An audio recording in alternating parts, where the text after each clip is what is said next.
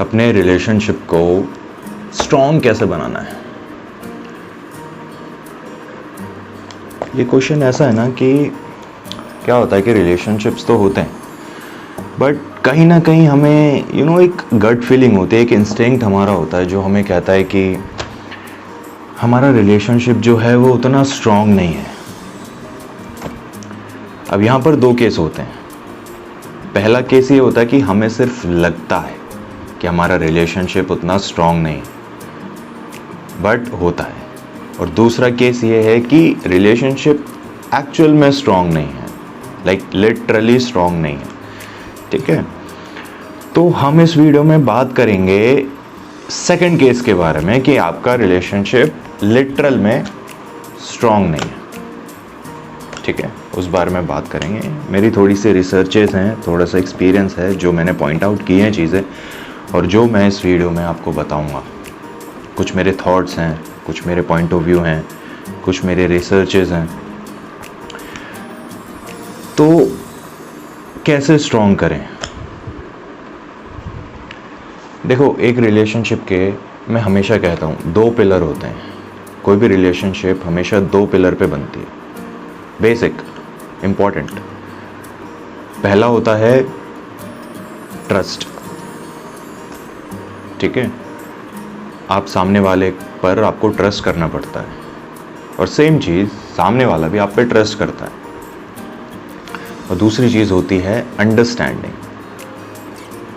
Understanding हर चीज़, physical understanding, emotional understanding, mental understanding. ये 2 पिलर्स होते हैं एक रिलेशनशिप को आगे बढ़ाने के लिए या रिलेशनशिप स्ट्रॉन्ग करने के लिए। तो अगर आपके माइंड में ये क्वेश्चन आता है कि हम हमारा रिलेशनशिप स्ट्रॉन्ग कैसे करें, तो सबसे पहले आप अपने रिलेशनशिप में ये 2 चीज़ें पॉइंट आउट करो कि ये 2 चीज़ें आपके रिलेशनशिप में कितना स्ट्रॉन्ग है। आप दोनों के बीच में अंडरस्टैंडिंग है तो कितनी अच्छी अंडरस्टैंडिंग है, कितनी स्ट्रॉन्ग अंडरस्टैंडिंग है। और दूसरा ट्रस्ट, कि आप दोनों के बीच में ट्रस्ट कितना है, आप अपने पार्टनर पे कितना ट्रस्ट करते हो, या आपका पार्टनर आपके ऊपर कितना ट्रस्ट करता है। अब कई बार क्या होता है कि छोटी छोटी चीज़ें छोटे छोटे आर्गुमेंट्स होते हैं, छोटे छोटे कॉन्फ्लिक्ट्स होते हैं, बिकॉज मेक सेंस राइट। आप दोनों डिफरेंट इंडिविजुअल्स हो, 2 डिफरेंट इंसान हो, तो वहाँ पर आपके बिलीफ अलग हैं, आपका बिलीफ सिस्टम अलग है, आपका थॉट प्रोसेस अलग है, आपके पार्टनर का थॉट प्रोसेस अलग है, आपके पार्टनर का बिलीफ सिस्टम अलग है। तो वहाँ पर थोड़े बहुत कॉन्फ्लिक्ट होंगे, लाजमी है होना। कहते हैं ना कि एक घर में जब 2 बर्तन होते हैं तो बजते हैं, खनकते हैं, राइट? ऐसा ही है। तो वो हमारे ऊपर डिपेंड करता है कि हम उस सिचुएशन को, जब हमारे बीच में कॉन्फ्लिक्ट हुआ है, तो हम उस सिचुएशन को कैसे लेते हैं। हम उस सिचुएशन को लाइटली लेते हैं या हम हमारे ईगो पे ले लेते हैं। और ये जो ईगो होती है ना, आई वुड से ईगो सबसे बुरी चीज़ है। आपका रिलेशनशिप कितना भी स्ट्रांग हो, अगर आपके बीच में ईगो आ जाती है ना, तो चीज़ें ख़राब हो जाती हैं।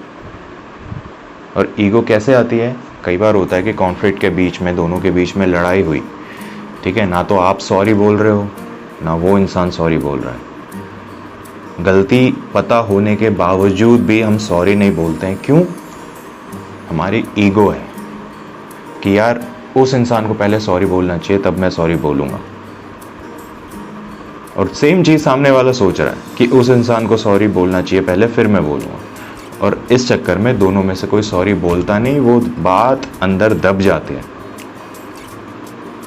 और दबते दबते दबते दबते एक टाइम पे ऐसा आता है कि वो चीज़ फिर फटती है। जैसे होता है ना, वॉल्केनो जब फटता है तो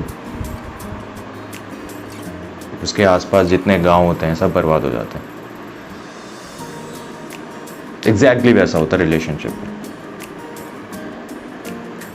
तो कॉन्फ्लिक्ट कहाँ कहाँ बनते हैं? ठीक है, कॉन्फ्लिक्ट बनते हैं अंडरस्टैंडिंग की वजह से, कॉन्फ्लिक्ट्स बनते हैं ट्रस्ट की वजह से, यही तो एक बेसिक, जैसा मैंने बोला कि बेसिक इंपॉर्टेंट पिलर होता है किसी भी रिलेशनशिप को बनाने के लिए और बर्बाद करने के लिए। अगर आपके ये दोनों पिलर अच्छे नहीं हैं, रिलेशनशिप ढह जाएगी नीचे। वो होता है ना, जैसे हम जब बिल्डिंग बनाते हैं, है ना, तो हम उस बिल्डिंग का जो बेस है वो स्ट्रॉन्ग करते हैं, उसके बाद फिर ऊपर बिल्डिंग खड़ी होती है।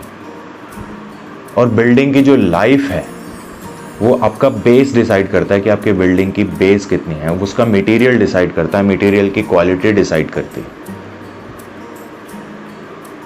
मैं बिल्डिंग का एग्जांपल इसलिए दे रहा हूँ ना, बिकॉज थोड़ा इजी हो जाता है समझना। बिल्डिंग के एग्जांपल से आप थोड़ा इजीली समझ पाओगे मैं क्या कहना चाह रहा हूँ। थोड़ी फिलोसफिकल चीज़ बोल रहा हूँ, तो इसलिए मैंने बिल्डिंग का एग्जांपल लिया। तो सेम केस में रिलेशनशिप की भी जो लाइफ होती है ना, वो भी आपका पिलर डिसाइड करता है। और पिलर क्या चीज़ बताई मैंने? Understanding, trust. आपको अपने ट्रस्ट इश्यूज पे काम करना है।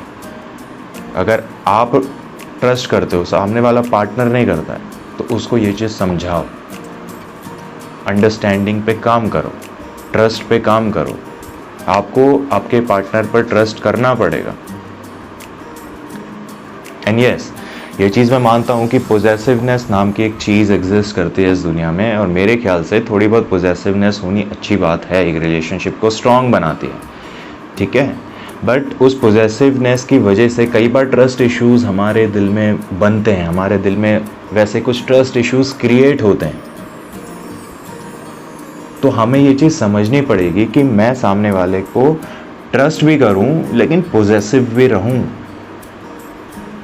पोजेसिव रहना कोई बुरी चीज़ नहीं है, it's normal, and I would say it's important actually. कहीं ना कहीं पोजेसिव अगर आप होते हो ना, तो सामने वाले को, पार्टनर को पता चलता है कि आप उससे एक्चुअली लव करते हो, आप उससे एक्चुअली प्यार करते हो, आप उसके लिए एक्चुअली में सीरियस हो।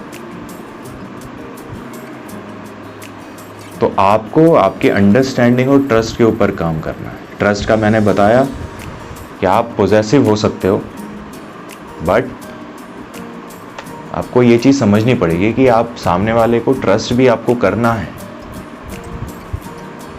लेट्स सपोज, ट्रस्ट का एक एग्जांपल देते हैं, ठीक है, कि आपके पार्टनर के बहुत सारे अपोजिट जेंडर के फ्रेंड हैं, ठीक है। अगर आप एक लड़के हैं तो आपके पार्टनर के बहुत सारे लड़के जो हैं वो दोस्त हैं, या अगर आप एक फीमेल हैं तो आपके पार्टनर के बहुत सारी फीमेल फ्रेंड्स हैं। तो अब आपको ये चीज़ समझनी पड़ेगी कि आपका जो पार्टनर है ना, वो आपके लिए ही लॉयल है, उसके लिए आप पहली प्रायोरिटी हैं। आपको ये चीज़ समझनी पड़ेगी। पोजेसिव हो, फाइन, बट उस पोजेसिवनेस के चक्कर में आप अपना ट्रस्ट मत खराब करो। आपको सामने वाले पे ट्रस्ट करना पड़ेगा। तो अगर आपको कहीं भी ऐसा कुछ माइंड में आता है कि आपका पार्टनर आपको प्रायोरिटी नहीं दे रहा है, तो उससे बात करो। वहाँ पर हमारा दूसरा पॉइंट आता है अंडरस्टैंडिंग, कि जब आप उससे बात करोगे ना, तब आपको समझ में आएगा कि एक्चुअल में रिलेशनशिप में चल क्या रहा है, आप क्या सोच रहे हो, आपका पार्टनर क्या सोच रहा है। अंडरस्टैंडिंग क्रिएट करो, सामने वाला जो बोल रहा है उसको समझने की कोशिश करो, या आप अगर कुछ समझाना चाहते हो तो इस तरीके से समझाओ कि सामने वाले को समझ में आए। ये अंडरस्टैंडिंग ऐसी चीज़ है ना, अंडरस्टैंडिंग एक बुरे से बुरे रिलेशनशिप को हवा पर पहुंचा देती है, और हवा पर पड़े रिलेशनशिप को गटर में। तो अंडरस्टैंडिंग होना बहुत इंपॉर्टेंट है। अंडरस्टैंडिंग के लिए कम्युनिकेशन होना इंपॉर्टेंट है। कम्युनिकेट करो, अपने पार्टनर को अपनी फीलिंग्स बताओ कि आप पॉजिटिव हो उसके लिए। जब वो आपसे ज़्यादा अपने फ्रेंड्स के साथ, अपने अपोजिट जेंडर वाले फ्रेंड्स के साथ टाइम बिताता है, तो आपको प्रॉब्लम होती है, आपको जेलसी फील होती है। वो चीज़ उसको बताओ, उसको समझाओ। और किसी भी रिलेशनशिप को स्ट्रॉन्ग करने के लिए कम्युनिकेशन होना बहुत इंपॉर्टेंट है, अंडरस्टैंडिंग और ट्रस्ट होना बहुत इंपॉर्टेंट है। तो अगर आपके रिलेशनशिप में ये चीज़ें लैक करती है ना कहीं कहीं, so work on it, definitely आपको रिजल्ट आएगा इससे। और अगर आपके रिलेशनशिप में ऑलरेडी ये है ना, Congratulations. You guys are made for each other. तो वीडियो को एंड करने से पहले मैं इस टॉपिक से रिलेटेड एक शायरी बोलना चाहता हूँ कि कुछ बहार में इश्क के हम भी खेलेंगे, कुछ बहार में इश्क के हम भी खेलेंगे, थोड़ा दर्द तुम सह लेना, थोड़ा हम सह लेंगे। तो if you like this video please give a thumbs up, और चैनल पर नए आए हैं, इस तरह के और भी कंटेंट चाहिए, आप प्यार करने वाले इंसान हैं, आप इस दुनिया में प्यार बांटने आए हैं, इस दुनिया में पॉजिटिविटी बांटने आए हैं, तो मेरे साथ जुड़िए, चैनल को सब्सक्राइब करिए। मैं मिलता हूँ आपसे अगली वीडियो में। Peace out.